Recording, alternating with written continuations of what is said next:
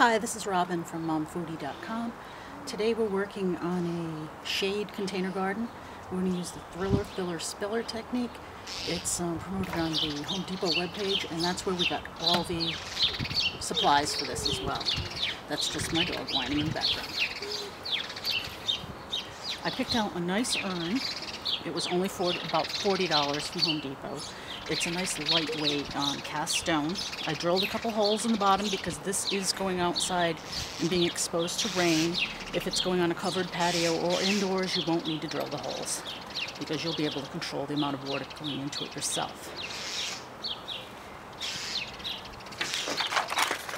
For extra drainage, we're adding some rocks.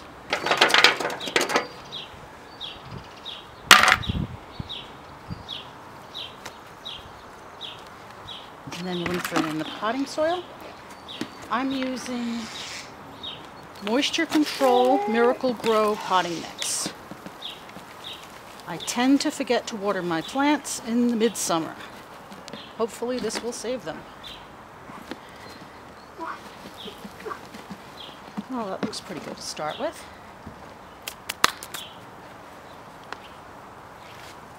Okay, we have Columbine to be used as the Thriller.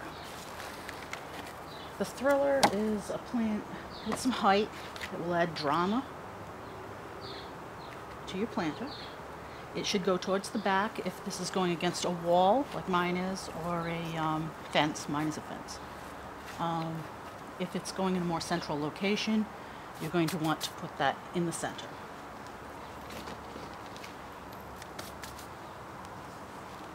Other options for a Thriller, for a shade garden, would be iris, snake root, perhaps, and I don't know if I'm pronouncing this right, harucha,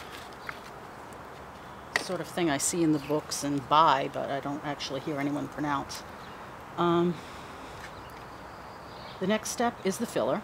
Here I'm using some spotted dead nettle. It has beautiful silvery leaves, it'll add a nice contrast, and it'll actually drape a bit, filling some of the spiller duties as well. Let's put a little more dirt in here. Some other filler options would be begonias, which we'll be putting some of those in after. Those are going to go last though because they're very small.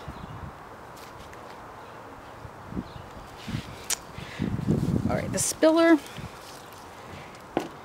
is a draping effect that you get off of the planter. It adds a touch of elegance, I think. It certainly makes for a more dramatic planter. And it'll be great with the urn.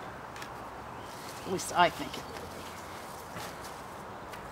Let's put that back a little bit and move this forward. I think that works. Get more soil, cover those poor little roots.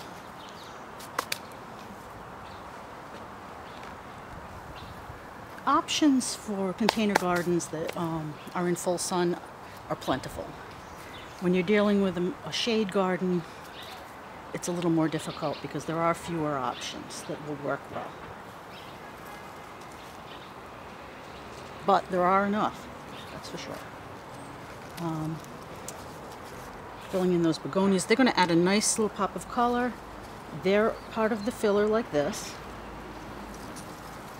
The point is, just as the word says, to fill it in.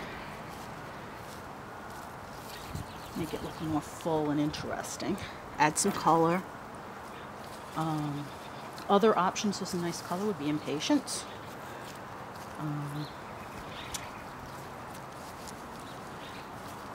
For shade gardens, ferns can be great. And Japanese painted fern would actually be about this tall, maybe this tall. And that would add nice color, very similar to this. The draping effect of the spillers you could get from this as well. There are a few other options. It's just tough in the shade to find some of those things. You could even grab some of the very standard shade plants, such as hostas. They can add some nice color, and a lot of them get flowers. Or you could do like I did here, and this is actually a house plant. Home Depot has a nice house plant section, and a lot of the house plants are geared towards not getting full light.